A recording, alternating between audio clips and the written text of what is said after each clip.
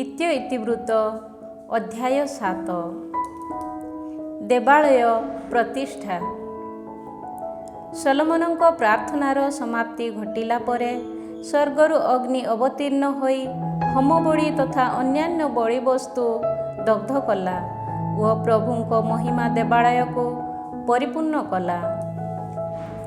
ପ୍ରଭୁଙ୍କ ମହିମା ଦେବାଳୟକୁ ପରିପୂର୍ଣ୍ଣ କରିଥିବା ଯୋଗୁଁ ଯାଜକମାନେ ପ୍ରଭୁଙ୍କ ଆଳୟରେ ପ୍ରବେଶ କରିପାରିଲେ ନାହିଁ। ଅଗ୍ନି ଅବତୀର୍ଣ୍ଣ ହେବା ଓ ପ୍ରଭୁଙ୍କ ମହିମା ଦେବାଳୟକୁ ପରିପୂର୍ଣ୍ଣ କରିଥିବା ଦେଖି ଇସ୍ରାଏଲୀୟମାନେ ସାଷ୍ଟାଙ୍ଗ ପ୍ରଣିପାତ କରି ପ୍ରଭୁ ଉତ୍ତମ ଅଟନ୍ତି, ତାହାଙ୍କର ନିରନ୍ତର ସ୍ନେହ ଯୁଗ ଯୁଗାନ୍ତର ବ୍ୟାପୀ ସ୍ଥାୟୀ ରହେ ବୋଲି କହି ତାହାଙ୍କୁ ଆରାଧନା ତଥା କୃତଜ୍ଞତା ଅର୍ପଣ କଲେ। ଏହାପରେ ରାଜା ଓ ସମସ୍ତ ଜନତା ପ୍ରଭୁଙ୍କ ଉଦ୍ଦେଶ୍ୟରେ ନୈବେଦ୍ୟ ଉତ୍ସର୍ଗ କଲେ। 22,000 ବଳଦ ଓ 1,20,000 ମେଷକୁ ରାଜା ସଲୋମନ ନୈବେଦ୍ୟ ରୂପେ ଉତ୍ସର୍ଗ କଲେ। ଏହିପରି ରାଜା ଓ ଜନତା ଦେବାଳୟର ପ୍ରତିଷ୍ଠା କର୍ମ ସମ୍ପାଦନ କଲେ। ଯାଜକମାନେ ନିଜ ନିଜ ସ୍ଥାନମାନଙ୍କରେ ଦଣ୍ଡାୟମାନ ଥିଲେ। ପ୍ରଭୁଙ୍କ ଉଦ୍ଦେଶ୍ୟରେ କୃତଜ୍ଞତାତ୍ମକ ଗାନ କରିବା ପାଇଁ ରାଜା ଦାବିଦଙ୍କ ଦ୍ୱାରା ନିର୍ମିତ ବାଦ୍ୟଯନ୍ତ୍ରଗୁଡ଼ିକ ବାଦନ କରି ଲେବୀୟମାନେ ପ୍ରଭୁ ସେମାନଙ୍କ ସମ୍ମୁଖୀନ ହୋଇ ଠିଆ ହୋଇଥିଲେ। ଦାବିଦଙ୍କ ନିର୍ଦ୍ଦେଶ ମୁତାବକ ପ୍ରଭୁଙ୍କର ନିରନ୍ତର କରୁଣା ଯୁଗ ଯୁଗାନ୍ତର ବ୍ୟାପୀ ସ୍ଥାୟୀ ରହେ ବୋଲି ଗାନ କରି ସେମାନେ ତାହାଙ୍କ ଉଦ୍ଦେଶ୍ୟରେ ସ୍ତବଗାନ କଲେ। ସେ ସମୟରେ ସେମାନଙ୍କ ସମ୍ମୁଖୀନ ଥିବା ଯାଜକମାନେ ଭେରୀ ବାଦନ କଲେ ଓ ଜନତା ଦଣ୍ଡାୟମାନ ହୋଇ ରହିଲେ। ଦେବାଳୟ ସମ୍ମୁଖସ୍ଥ ପ୍ରାଙ୍ଗଣର ମଧ୍ୟଭାଗକୁ ସୁଦପୂତ କରି ସଲୋମନ ସେଠାରେ ହୋମବଳି ତଥା ଶାନ୍ତିବଳି ପାଇଁ ଉଦ୍ଦିଷ୍ଟ ମେଦ ଉତ୍ସର୍ଗ କଲେ। କାରଣ ଯେଉଁ ପିତ୍ତଳ ବଳିପୀଠ ସଲୋମନ ନିର୍ମାଣ କରିଥିଲେ, ତାହା ଉପରେ ଏତେ ପରିମାଣର ହୋମବଳି, ଶସ୍ୟବଳି ତଥା ମେଦ ଉତ୍ସର୍ଗ କରିବା ପାଇଁ ତାହା ଯଥେଷ୍ଟ ନଥିଲା। ସେ ସମୟରେ ସଲୋମନ 7 ଦିନ ଧରି ଉତ୍ସବ ପାଳନ କଲେ। ହାମାଥର ସୀମା ସରହଦ ଠାରୁ ଇଜିପ୍ଟର ଜଳସ୍ରୋତ ପର୍ଯ୍ୟନ୍ତ ବ୍ୟାପ୍ତ ଦେଶଗୁଡ଼ିକରୁ ଏକ ବିଶାଳ ଇସ୍ରାଏଲ ଜନତା ସମୂହ ସେଥିପାଇଁ ଆସିଲେ। ସେମାନେ ବଳିପୀଠ ପ୍ରତିଷ୍ଠାର ଉତ୍ସବ 7 ଦିନ ବ୍ୟାପୀ ପାଳନ କଲେ ଓ ଅଷ୍ଟମ ଦିବସରେ ଏକ ଆଡ଼ମ୍ବରପୂର୍ଣ୍ଣ ସମ୍ମିଳନୀ ମଧ୍ୟ ପାଳନ କଲେ। ସପ୍ତମ ମାସର ତ୍ରୟୋବିଂଶ ଦିବସରେ ସଲୋମନ ଜନତାକୁ ସେମାନଙ୍କ ଗୃହକୁ ପଠାଇଦେଲେ। ଦାବିଦ, ସଲୋମନ ଓ 100 ଜନ ଇସ୍ରାଏଲୀୟମାନଙ୍କ ସକାଶେ ପ୍ରଭୁ ପ୍ରଦତ୍ତ ଆଶୀଷର ସ୍ମରଣ ପୂର୍ବକ ଆନନ୍ଦ ତଥା ଉଲ୍ଲସିତ ଚିତ୍ତରେ ସେମାନେ ନିଜ ନିଜର ଗୃହକୁ ଫେରିଗଲେ। ସଲୋମନଙ୍କ ସମ୍ମୁଖରେ ପ୍ରଭୁଙ୍କ ପୁନରାବିର୍ଭାବ। ସଲୋମନ ଏହିପରି ପ୍ରଭୁଙ୍କ ଆଳୟ ତଥା ତାଙ୍କ ପ୍ରାସାଦର ନିର୍ମାଣ କାର୍ଯ୍ୟ ସମାପ୍ତ କଲେ। ଦେବାଳୟ ତଥା ତାଙ୍କ ପ୍ରାସାଦରେ ଯାହା କିଛି ସାଧନ କରିବା ପାଇଁ ସେ ପରିଚାଳନା କରିଥିଲେ, ସେ ସମସ୍ତ କାର୍ଯ୍ୟ ସେ ସଫଳ କଲେ। ରାତ୍ରି କାଳରେ ପ୍ରଭୁ ସଲୋମନଙ୍କ ସମ୍ମୁଖରେ ଉଭା ହୋଇ କହିଲେ, ମୁଁ ତୁମର ପ୍ରାର୍ଥନା ପ୍ରତି କର୍ଣ୍ଣପାତ କରିଅଛି। ମୋର ଉଦ୍ଦେଶ୍ୟରେ ନୈବେଦ୍ୟ ଉତ୍ସର୍ଗ ପାଇଁ ଉଦ୍ଦିଷ୍ଟ ଏକ ଆଳୟ ସଦୃଶ ମୁଁ ଏହି ସ୍ଥାନକୁ ମନୋନୀତ କରିଅଛି।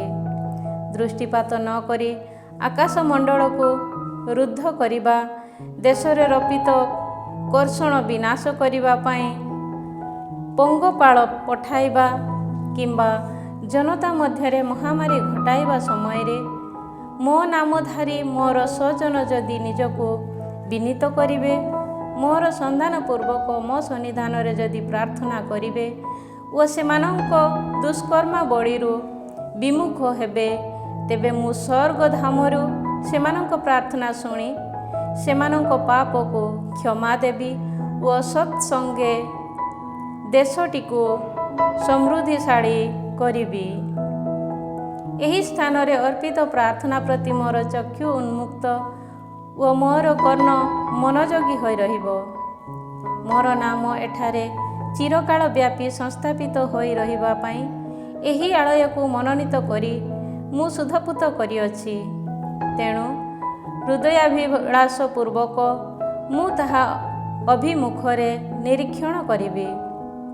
ତୁମ ପିତା ମୋ ସନ୍ନିଧାନରେ ଯେପରି ବ୍ୟାପୃତ ହୋଇଥିଲେ, ତୁମେ ମଧ୍ୟ ସେହିପରି ମୋ ସନ୍ନିଧାନରେ ଯଦି ମୋର ଆଜ୍ଞାବଳୀର ଅନୁଗତ ହୋଇ ବିଚରଣ କରିବ ଓ ମୋର ନିୟମ ତଥା ଅଧ୍ୟାଦେଶ ଗୁଡ଼ିକୁ ପାଳନ କରିବ, ତେବେ ଇସ୍ରାଏଲ ଉପରେ ରାଜୁତି କରିବା ପାଇଁ ତୁମେ ଜଣେ ପୁତ୍ରରୁ ବଞ୍ଚିତ ହେବ ନାହିଁ ବୋଲି କହି ତୁମ ପିତା ଦାବିଦଙ୍କ ସହ ମୁଁ ଯେପରି ବ୍ୟବସ୍ଥା ବିଧାନ ସାଲିସ କରିଥିଲି, ତଦନୁଯାୟୀ ମୁଁ ତୁମର ରାଜକୀୟ ସିଂହାସନକୁ ଦୃଢ଼ୀଭୂତ କରିବି। କିନ୍ତୁ ମୋ ସମୀପରୁ ଅନ୍ୟତ୍ର ଘୂରିତ ହୋଇ ତୁମେ ଯଦି ତୁମ ସମ୍ମୁଖରେ ମୋ ଦ୍ୱାରା ସଂସ୍ଥାପିତ ମୋର ନିୟମ ତଥା ଆଜ୍ଞାବଳୀକୁ ତ୍ୟାଗ କରିବ ଓ ଅନ୍ୟ ଦେବମାନଙ୍କୁ ସେବା ତଥା ଆରାଧନା କରିବ, ତେବେ ତୁମମାନଙ୍କୁ ପ୍ରଦତ୍ତ ଏହି ଦେଶରୁ ମୁଁ ତୁମକୁ ଉତ୍ପାଟିତ କରିବି ଏବଂ ମୋ ନାମରେ ଉତ୍ସର୍ଗୀକୃତ ଏହି ଆଳୟକୁ ମୁଁ ମୋର ଦୃଷ୍ଟିରୁ ନିଷ୍କାସିତ କରିବି। ଜାତି ସମୂହ ମଧ୍ୟରେ ଏକ ପ୍ରବାଦ ବାକ୍ୟ ତଥା ଉପହାସର ବିଷୟରେ ମୁଁ ତାହାକୁ ପରିଣତ କରିବି। ପଥିକମାନେ ଏହି ମହୋନ୍ନତ ଭବନକୁ ଦେଖି ବିସ୍ମୟାଭିଭୂତ ହୋଇ ପଚାରିବେ, ଏହି ନଗରୀ ତଥା ଆଳୟ ପ୍ରତି ପ୍ରଭୁ କାହିଁକି ଏପରି କାର୍ଯ୍ୟ କରିଅଛନ୍ତି? ସେ ସମୟରେ ସେମାନେ ଉତ୍ତର ଦେବେ, ସେମାନଙ୍କ ପିତୃପୁରୁଷମାନଙ୍କୁ ଇଜିପ୍ଟରୁ ବାହାର କରି ଆଣିଥିବା ପ୍ରଭୁ ସେମାନଙ୍କ ଈଶ୍ୱରଙ୍କୁ ଅସ୍ୱୀକାର କରି ସେମାନେ ଅନ୍ୟ ଦେବମାନଙ୍କର ଉପାସନା ତଥା ସେବା କାର୍ଯ୍ୟ କରିଥିବା ଯୋଗୁଁ ପ୍ରଭୁ ସେମାନଙ୍କ ପ୍ରତି ଏ ସମସ୍ତ ଅନିଷ୍ଟ କାର୍ଯ୍ୟ ଘଟାଇଅଛନ୍ତି। ଅଧ୍ୟାୟ 8 ଜେରୁସାଲେମର ସୌନ୍ଦର୍ଯ୍ୟକରଣ। ପ୍ରଭୁଙ୍କ ଆଳୟ ତଥା ତାଙ୍କ ପ୍ରାସାଦକୁ ନିର୍ମାଣ କରିବା ପାଇଁ ସଲୋମନଙ୍କୁ 20 ବର୍ଷ ସମୟ ଆବଶ୍ୟକ ହୋଇଥିଲା। ତତ୍ପରେ ହୁରାମ ଯେଉଁ ନଗରୀ ଗୁଡ଼ିକ ସଲୋମନଙ୍କୁ ଦେଇଥିଲେ, ସେ ସମସ୍ତକୁ ପୁନଃନିର୍ମାଣ କରି ସେ ଇସ୍ରାଏଲୀୟମାନଙ୍କୁ ସେଠାରେ ଅବସ୍ଥାପିତ କଲେ। ଏହାପରେ ସେ ହାମାତ ସଭାକୁ ଯାଇ ତାହା ଅଧିକାର କଲେ। ସେ ମରୁ ପ୍ରାନ୍ତରରେ ତାଦମୋର ଓ ହାମାଥରେ ଭଣ୍ଡାର ନଗରୀ ଗୁଡ଼ିକ ନିର୍ମାଣ କଲେ। ପୁଣି ପ୍ରାଚୀର ପରିବେଷ୍ଟିତ ତଥା କପାଟ ଓ ଅର୍ଗଳ ବିଶିଷ୍ଟ ଉପର ତଥା ନିମ୍ନ ବେତହରନ ବାଲାତ ତଥା ତାଙ୍କ ସମସ୍ତ ଭଣ୍ଡାର ନଗରୀ, ତାଙ୍କ ରଥ ତଥା ଅଶ୍ୱାରୋହୀମାନଙ୍କ ପାଇଁ ଆବଶ୍ୟକ ନଗରୀ ସମୂହ ଏବଂ ଜେରୁସାଲେମ, ଲେବାନନ ଓ ତାଙ୍କ ଦ୍ୱାରା ଅଧିକୃତ ଦେଶରେ ଯାହା ସବୁ ନିର୍ମାଣ କରିବା ପାଇଁ ସଲୋମନ ଆଶା ପୋଷଣ କରିଥିଲେ, ସେ ସମସ୍ତ ସେ ନିର୍ମାଣ କଲେ। ଇସ୍ରାଏଲ ଜାତି ଅନ୍ତର୍ଭୁକ୍ତ ହୋଇ ନଥିବା ଓ ଇସ୍ରାଏଲୀୟମାନେ ଦେଶରୁ ବିନଷ୍ଟ କରି ନଥିବା ହିତୀୟ, ଆମୋରୀୟ, ପେରିସୀୟ, ହିବୀୟ, ଜେବୁସୀୟ ଇତ୍ୟାଦି ଅବଶିଷ୍ଟ ହୋଇ ରହିଥିବା ଜାତିସମୂହ ତଥା ସେମାନଙ୍କ ବଂଶଧରମାନଙ୍କୁ ସଲୋମନ ଦାସ୍ୟବୃତ୍ତି କରିବା ପାଇଁ ନିୟୋଜିତ କଲେ। ସେମାନେ ଅଦ୍ୟାପି ତାହା ଅଟନ୍ତି, କିନ୍ତୁ ସଲୋମନ ଇସ୍ରାଏଲମାନଙ୍କୁ ଦାସ୍ୟବୃତ୍ତି କରିବାକୁ ନିୟୋଜିତ କଲେ ନାହିଁ। ବରଂ ସେମାନେ ତାଙ୍କର ଯୋଦ୍ଧା, ସେନାପତି, ରଥ ସମୂହର ଅଧିପତି ତଥା ଅଶ୍ୱାରୋହୀ ରୂପେ ନିଯୁକ୍ତି ପାଇଲେ। ରାଜା ସଲୋମନଙ୍କ ଅଧୀନରେ ଜନତା ଉପରେ କର୍ତ୍ତୃତ୍ୱ କରୁଥିବା 250 ଜଣ ପ୍ରମୁଖ କର୍ମଚାରୀ ଥିଲେ। ସଲୋମନ ଫାରୋଙ୍କ କନ୍ୟାକୁ ଦାବିଦଙ୍କ ନଗରୀରୁ ଘେନିଯାଇ ତା ପାଇଁ ବିଶେଷ ରୂପେ ନିର୍ମିତ ଏକ ଗୃହରେ ତାକୁ ବାସ କରାଇଲେ, କାରଣ ସେ କହିଲେ, ମୋର ପତ୍ନୀ ଫାରୋଙ୍କ କନ୍ୟା ଇସ୍ରାଏଲର ରାଜା ଦାବିଦଙ୍କ ଭବନରେ ବାସ କରି ପାରିବ ନାହିଁ, ଯେହେତୁ ଯେଉଁ ସ୍ଥାନଗୁଡ଼ିକୁ ପ୍ରଭୁଙ୍କର ସିନ୍ଦୁକ ନିଆଯାଇଥିଲା ସେ ସମସ୍ତ ସ୍ଥାନ ପବିତ୍ର। ଦେବାଳୟର ମଣ୍ଡପ ସମ୍ମୁଖରେ ନିର୍ମିତ ପ୍ରଭୁଙ୍କ ବଳିପୀଠ ଉପରେ ମୋଶେସଙ୍କ ଆଦେଶ ଅନୁଯାୟୀ ସାବତ, ଅମାବାସ୍ୟା ପ୍ରଭୃତି ଦିନମାନଙ୍କରେ ଏବଂ ତାଡ଼ି ରହିତ ରୁଟିର ଉତ୍ସବ, ସପ୍ତାହୋତ୍ସବ, ଶିବିର, ବାସଯାତ୍ରା ପ୍ରଭୃତି 3ଟି ବାର୍ଷିକୋତ୍ସବ ଦିବସରେ ସେହି ଦିନଗୁଡ଼ିକର କର୍ତ୍ତବ୍ୟ ରୂପେ ସଲୋମନ ପ୍ରଭୁଙ୍କ ଉଦ୍ଦେଶ୍ୟରେ ହୋମବଳି ଉତ୍ସର୍ଗ କଲେ। ତାଙ୍କ ପିତା ଦାବିଦଙ୍କ ଅଧ୍ୟାଦେଶ ଅନୁସାରେ ସଲୋମନ ଯାଜକମାନଙ୍କୁ ଦଳରେ ବିଭକ୍ତ କରି ବିଭିନ୍ନ ସେବା କାର୍ଯ୍ୟ ପାଇଁ ନିଯୁକ୍ତ କଲେ। ପ୍ରଭୁଙ୍କ ସନ୍ନିଧାନରେ ପ୍ରଶଂସା ଗାନ କରିବା ଓ ପ୍ରତ୍ୟେକ ଦିବସରେ ପାଳି ଅନୁଯାୟୀ ଯାଜକମାନଙ୍କ ସହାୟ ହେବା ସକାଶେ ସେ ଲେବୀୟମାନଙ୍କୁ ନିୟୋଜିତ କଲେ। ଦ୍ୱାର ରକ୍ଷକମାନଙ୍କୁ ମଧ୍ୟ ଦଳରେ ବିଭକ୍ତ କରି ପ୍ରତ୍ୟେକ ଦ୍ୱାରରେ ପହରା ଦେବା ପାଇଁ ସେ ସେମାନଙ୍କୁ ନିଯୁକ୍ତି ଦେଲେ, କାରଣ ଦିବ୍ୟ ପୁରୁଷ ଦାବିଦ ଏହିପରି ଆଦେଶ ଦେଇଥିଲେ। ଦେବାଳୟର ଭଣ୍ଡାର କିମ୍ବା ଅନ୍ୟ ଯେକୌଣସି ବିଷୟରେ ରାଜାଙ୍କ ଆଦେଶକୁ ଯାଜକ ତଥା ଲେବୀୟମାନେ ଅବହେଳା କରିନଥିଲେ। ଏହିପରି ଦେବାଳୟର ଭିତ୍ତି ସ୍ଥାନମାନଙ୍କଠାରୁ ତାହାର ପରିସମାପ୍ତି ପର୍ଯ୍ୟନ୍ତ ସଲୋମନଙ୍କ ସମସ୍ତ କର୍ମାବଳୀ ସମାପ୍ତ ହେଲା ଓ ଦେବାଳୟର ନିର୍ମାଣ ଏହିପରି ସମ୍ପୂର୍ଣ୍ଣ ହେଲା। ଏହାପରେ ସଲୋମନ ଏଦୋମ ଦେଶର ସମୁଦ୍ର ଉପକୂଳସ୍ଥ ଏସିୟନ ଗେବେର ତଥା ଏଲୋତକୁ ଯାତ୍ରା କଲେ।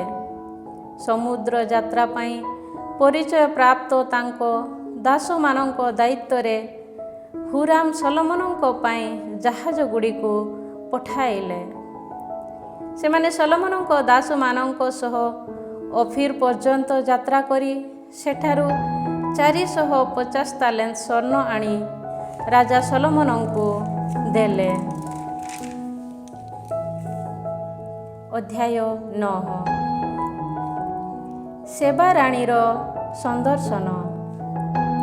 ସେବାର ରାଣୀ ସଲୋମନଙ୍କ ପ୍ରଶଂସିତ ସମ୍ବନ୍ଧରେ ଅବଗତ ହେଲେ ଓ ଜଟିଳ ପ୍ରଶ୍ନ ସବୁ ପଚାରି ତାଙ୍କୁ ପରୀକ୍ଷା କରିବା ଉଦ୍ଦେଶ୍ୟରେ ଜେରୁସାଲେମକୁ ଆସିଲେ।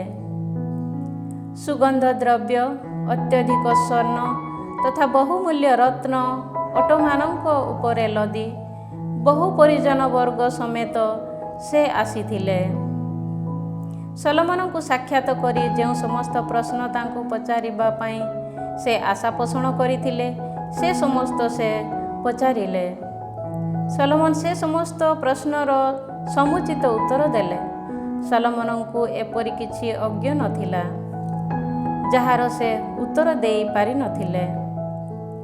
ସଲୋମନଙ୍କୁ ପ୍ରଜ୍ଞା, ତାଙ୍କ ଦ୍ୱାରା ନିର୍ମିତ ପ୍ରାସାଦ, ତାଙ୍କର ମେଜ ଉପରେ ଉପସ୍ଥାପିତ ହେଉଥିବା ଖାଦ୍ୟ, କର୍ମଚାରୀମାନଙ୍କର ଆସନ ସମୂହ, ଭୃତ୍ୟମାନଙ୍କ ପରିଚର୍ଯା ରୀତି, ସେମାନଙ୍କ ଦ୍ୱାରା ପରିହିତ ବସ୍ତ୍ର, ତାଙ୍କର ପାନପାତ୍ର ବାହକଗଣ ତଥା ସେମାନଙ୍କ ବସ୍ତ୍ରାଭରଣ ଓ ଦେବାଳୟରେ ତାଙ୍କ ଦ୍ୱାରା ଉତ୍ସର୍ଗିତ ହୋମବଳି ଦେଖି ସେବାର ରାଣୀ ସ୍ତମ୍ଭୀଭୂତ ହେଲେ। ରାଣୀ ରାଜାଙ୍କୁ କହିଲେ, ତୁମ ଓ ତୁମର ପ୍ରଜ୍ଞା ସମ୍ବନ୍ଧରେ ମୁଁ ମୋର ଦେଶରେ ଶୁଣିବାକୁ ପାଇଥିବା ବୃତ୍ତାନ୍ତ ବାସ୍ତବ ଅଟେ, କିନ୍ତୁ ଏଠାକୁ ଆସି ନିଜ ଚକ୍ଷୁରେ ସେ ସବୁକୁ ଦେଖିବା ପର୍ଯ୍ୟନ୍ତ ମୁଁ ତାହା ବିଶ୍ୱାସ କରିନଥିଲି। ତୁମର ଜ୍ଞାନ ମାହାତ୍ମ୍ୟତାର ଅର୍ଦ୍ଧାଂଶର ପରିଚୟ ସୁଦ୍ଧା ମୁଁ ପାଇନଥିଲି। ମୋର ଶ୍ରୁତିଗୋଚର ହୋଇଥିବା ବୃତ୍ତାନ୍ତ ଅପେକ୍ଷା ତୁମର ମାହାତ୍ମ୍ୟ ଉତ୍କୃଷ୍ଟତର ଅଟେ। ତୁମର ପତ୍ନୀମାନେ କେତେ ସୌଭାଗ୍ୟବତୀ! ତୁମ ସମ୍ମୁଖରେ ଦଣ୍ଡାୟମାନ ହୋଇ ତୁମ ପ୍ରଜ୍ଞା ବିଷୟକୁ ଶୁଣିଥିବା ଏହି ଭୃତ୍ୟମାନେ କେତେ ଭାଗ୍ୟବାନ! ସିଂହାସନରେ ଆସୀନ କରାଇ ତୁମକୁ ପ୍ରଭୁ ତୁମ ଈଶ୍ୱରଙ୍କ ନାମରେ ରାଜା ରୂପେ ରାଜୁତି କରାଇବା ପାଇଁ ସଦୟ ହୋଇଥିବା ପ୍ରଭୁ ତୁମ ଈଶ୍ୱର ଧନ୍ୟ ହୁଅନ୍ତୁ। ଯେହେତୁ ତୁମ ଈଶ୍ୱର ଇସ୍ରାଏଲକୁ ସ୍ନେହ କରନ୍ତି ଓ ସେମାନଙ୍କୁ ସଦାକାଳ ବ୍ୟାପୀ ଦୃଢ଼ୀଭୂତ କରିବାକୁ ଇଚ୍ଛା କରନ୍ତି, ସେହେତୁ ସେମାନଙ୍କୁ ନ୍ୟାଯ୍ୟ ତଥା ନ୍ୟାୟପରାୟଣତାର ସହ ପ୍ରତିପାଳନ କରିବା ସକାଶେ ସେ ତୁମକୁ ସେମାନଙ୍କ ଉପରେ ରାଜା ରୂପେ ନିଯୁକ୍ତି ଦେଇଅଛନ୍ତି। ରାଣୀ 120 ତାଲେଣ୍ଟ ସ୍ୱର୍ଣ୍ଣ, ପ୍ରଚୁର ସୁଗନ୍ଧ ଦ୍ରବ୍ୟ ତଥା ବହୁମୂଲ୍ୟ ରତ୍ନଗୁଡ଼ିକୁ ରାଜାଙ୍କୁ ପୁରସ୍କୃତ କଲେ। ସେବାର ରାଣୀ ରାଜା ସଲୋମନଙ୍କୁ ଯେ ପ୍ରକାର ସୁଗନ୍ଧ ଦ୍ରବ୍ୟାଦି ପ୍ରଦାନ କଲେ, ସେ ପ୍ରକାର ସୁଗନ୍ଧ କେବେ ହେଁ ଦେଖାଗଲା ନାହିଁ। ହୁରାମ ଓ ସଲୋମନଙ୍କ ପରିଚାରକମାନେ ଅଫିରର ସ୍ୱର୍ଣ୍ଣ ଆଣିଥିବା ବ୍ୟତୀତ ଚନ୍ଦନ କାଷ୍ଠ ତଥା ବହୁମୂଲ୍ୟ ରତ୍ନଗୁଡ଼ିକ ମଧ୍ୟ ନେଇ ଆସିଥିଲେ। ଚନ୍ଦନ କାଷ୍ଠରୁ ଦେବାଳୟ ତଥା ରାଜପ୍ରାସାଦର ସୋପାନ ଓ ଗାୟକମାନଙ୍କ ପାଇଁ ସାରଙ୍ଗ ତଥା ବୀଣା ରାଜା ନିର୍ମାଣ କଲେ। ଏହା ପୂର୍ବରୁ ସାରା ଯୁଦାରେ ଏପରି କୌଣସି ବସ୍ତୁ ଦେଖାଯାଇ ନଥିଲା। ସେବାର ରାଣୀ ରାଜା ସଲୋମନଙ୍କୁ ଦେଇଥିବା ପୁରସ୍କାର ବିନିମୟରେ ସେ ଯେ ସବୁ ପାଇଁ ଇଚ୍ଛା କଲେ, ସଲୋମନ ସେ ସମସ୍ତ ତାଙ୍କୁ ପୁରସ୍କୃତ କଲେ। ଏହାପରେ ରାଣୀ ନିଜ ପରିଜନ ସମେତ ସ୍ୱଦେଶକୁ ଫେରିଗଲେ। ରାଜା ସଲୋମନଙ୍କ ଧନ ସମ୍ପଦ। ବ୍ୟବସାୟୀ ତଥା ବଣିକମାନେ ପ୍ରଦାନ କରିଥିବା ସ୍ୱର୍ଣ୍ଣ ବ୍ୟତୀତ ସଲୋମନ ପ୍ରତିବର୍ଷ 666 ତାଲେଣ୍ଟ ସ୍ୱର୍ଣ୍ଣ ଆଦାୟ କରୁଥିଲେ। ସମସ୍ତ ଆରବୀୟ ରାଜା ଓ ଦେଶାଧିପତିମାନେ ମଧ୍ୟ ସଲୋମନଙ୍କୁ ସ୍ୱର୍ଣ୍ଣ ତଥା ରୌପ୍ୟ ପ୍ରଦାନ କଲେ। ସଲୋମନ ପିଟା ସ୍ୱର୍ଣ୍ଣରୁ 200 ବିରାଟ ଢାଲ ନିର୍ମାଣ କଲେ। ପ୍ରତ୍ୟେକ ଢାଲର ନିର୍ମାଣ ପାଇଁ 600 ସେକେଲ ପିଟା ସ୍ୱର୍ଣ୍ଣ ବ୍ୟବହୃତ ହେଲା। 300 ସେକେଲ ସ୍ୱର୍ଣ୍ଣ ଲାଗୁଥିବା ଅନ୍ୟ 300 ଢାଲ ମଧ୍ୟ ସେ ପିଟା ସ୍ୱର୍ଣ୍ଣରୁ ନିର୍ମାଣ କଲେ। ରାଜା ସେ ସମସ୍ତ ଲେବାନନର ଅରଣ୍ୟ ଗୃହ ମଧ୍ୟରେ ସଞ୍ଚୟ କଲେ। ଗଜଦନ୍ତରୁ ଏକ ବିରାଟ ସିଂହାସନ ମଧ୍ୟ ନିର୍ମାଣ କରି ସେ ତାହାକୁ ସ୍ୱଚ୍ଛ ସ୍ୱର୍ଣ୍ଣରେ ଆଚ୍ଛାଦିତ କଲେ। ସେହି ସିଂହାସନର 6ଟି ସୋପାନ ତଥା ସ୍ୱର୍ଣ୍ଣ ନିର୍ମିତ ଏକ ପାଦପୀଠ ମଧ୍ୟ ଥିଲା। ତାହା ସିଂହାସନ ସହ ସଂଯୁକ୍ତ ହୋଇ ରହିଥିଲା।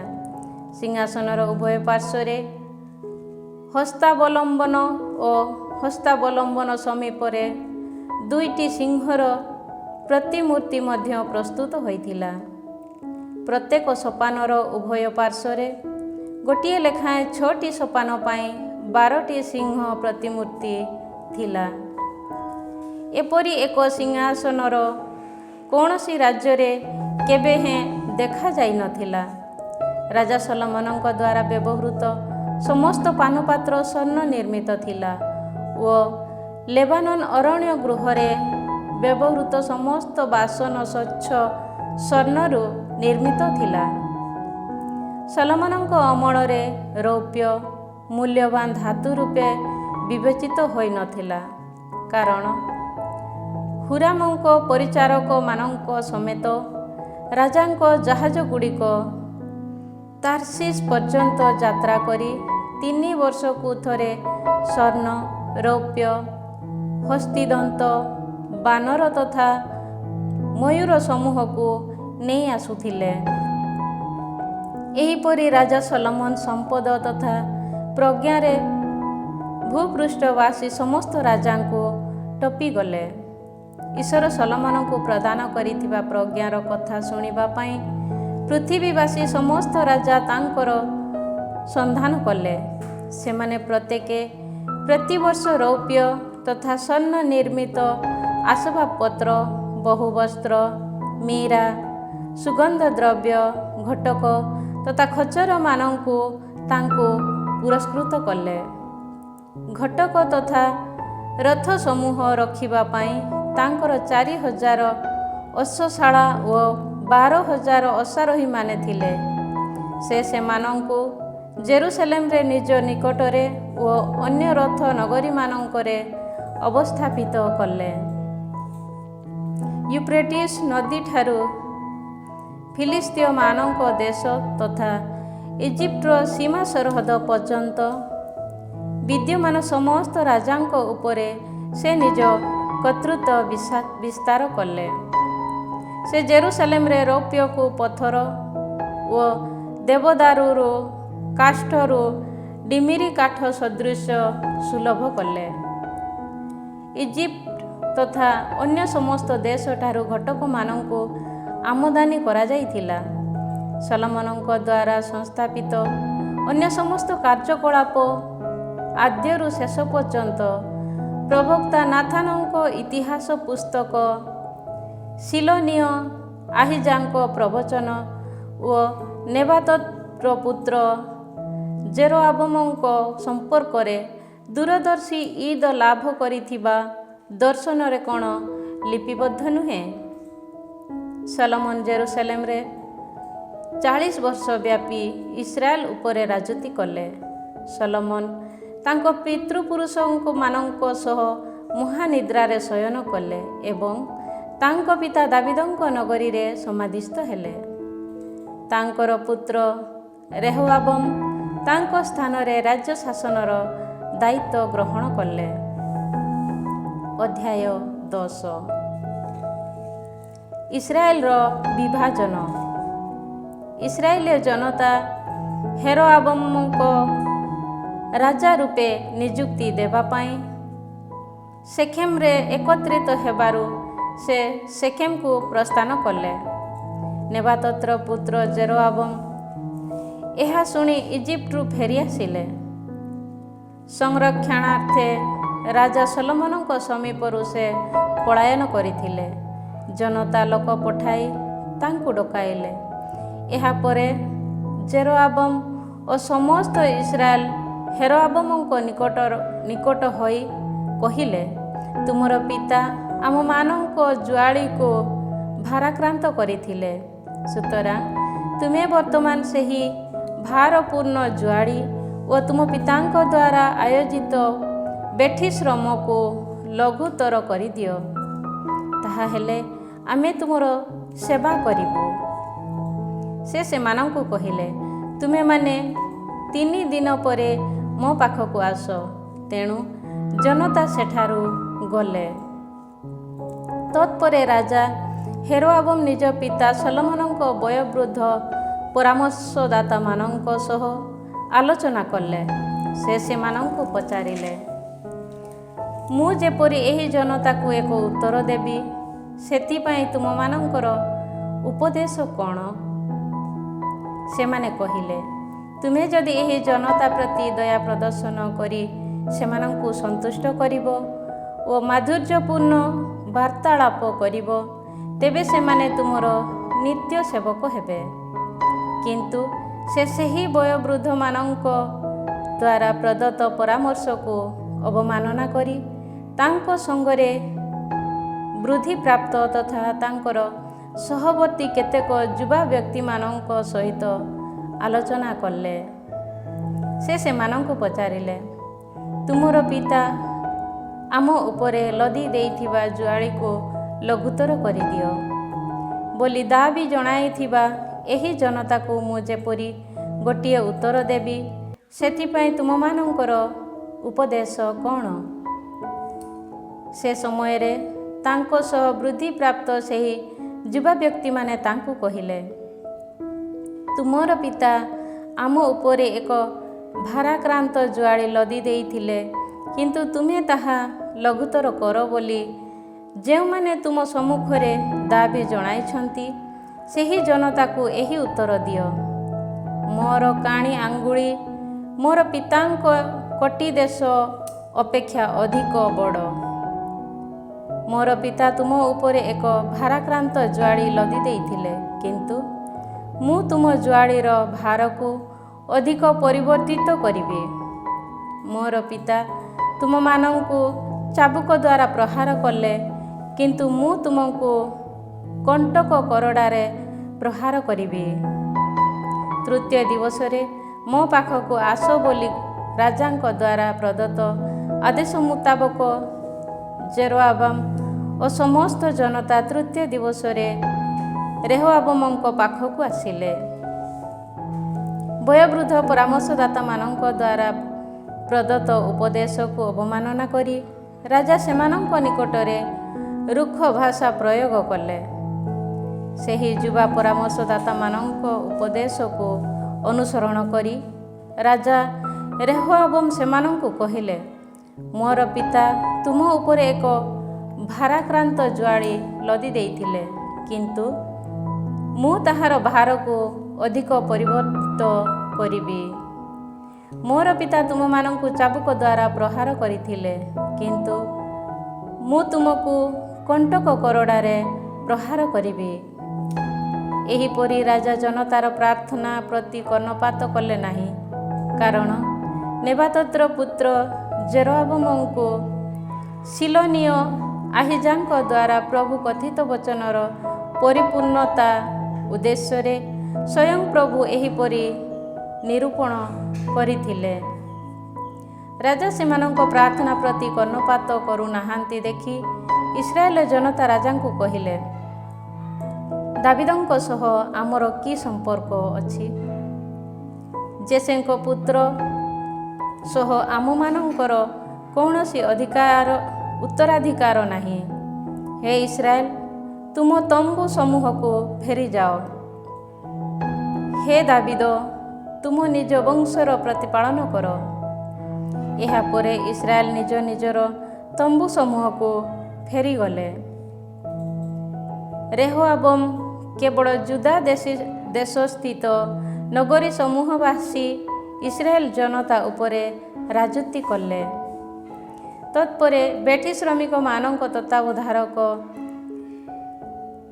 ହାଦୋରାମଙ୍କୁ ରାଜା ରେହୋବୋମ ଇସ୍ରାଏଲ ମଧ୍ୟକୁ ପଠାଇଲେ, କିନ୍ତୁ ଇସ୍ରାଏଲ ଜନତା ତାକୁ ପ୍ରସ୍ତରାଘାତ କରି ନିଧନ କଲେ।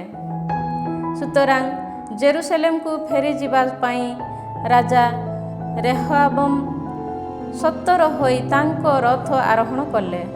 ଏହିପରି ଇସ୍ରାଏଲ ଦାବିଦଙ୍କ ଭବନ ବିରୁଦ୍ଧରେ ଅଦ୍ୟାବଧି ବିଦ୍ରୋହାବସ୍ଥାରେ ବାସ କରନ୍ତି।